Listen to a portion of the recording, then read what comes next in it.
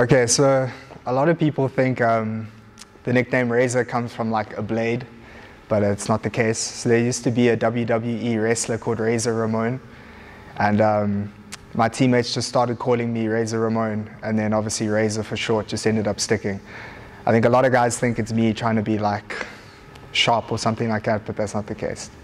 It's after the great Razor Ramon, the wrestler. And WhatsApp just happened to make some nice sharp knives. Yeah, Emojis for you. I mean the emoji works pretty well.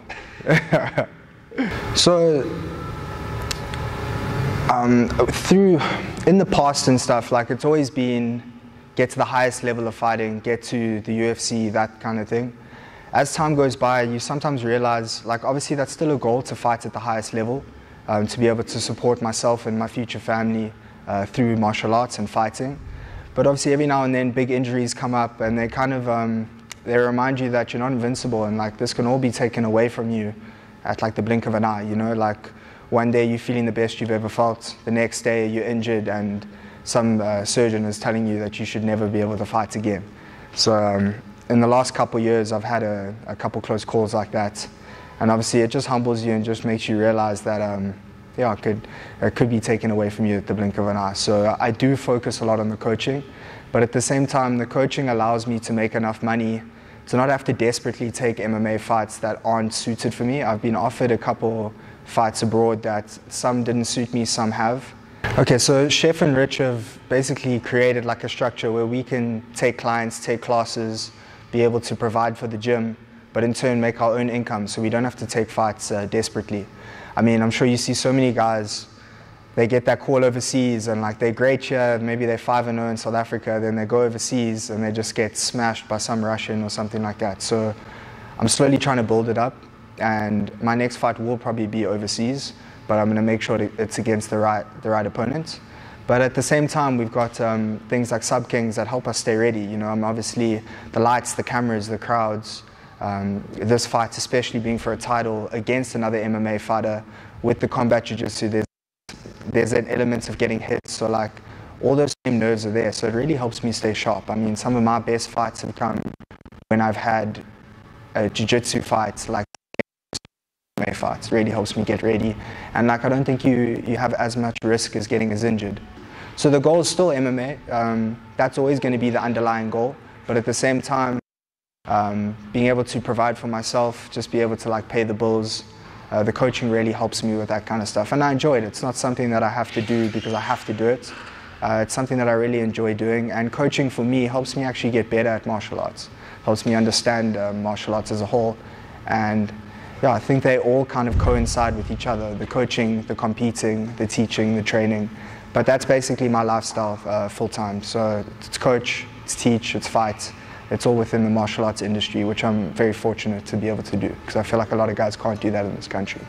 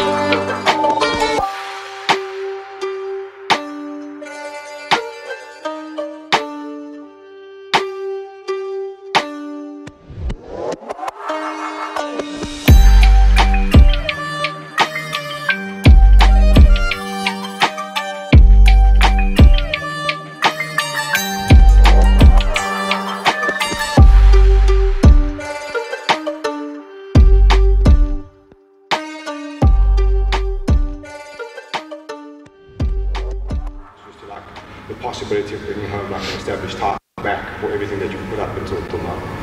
100%. I mean, like for me, doing my coaches and like the team and the tribe proud, it means a lot for me.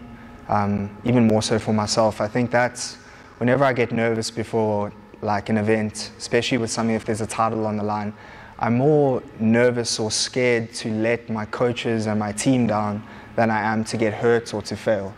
Well, obviously the failure is letting down my team, but I'm not really worried about the person in front of me too much. I'm not really scared of the fight itself. I'm scared of failing people down. So it means a lot to me. I mean, to bring back this title especially is going to mean a lot to me. Especially us being a jiu-jitsu based gym and a grappling based gym. I think to bring like a jiu-jitsu based title back to the gym, it helps bring the quality of the gym. It advertises for the gym. It advertises for me as a coach as well, which is great. And funny enough, like Sub Kings, I feel like it's becoming so big in South Africa. Like when I went to Uganda, they knew me more for my Sub Kings fights than they did for my MMA fights. And like I've had like 15 MMA fights, only like 3 Sub Kings fights. So it just shows how like the Sub Kings brand is making its way across Africa, you know?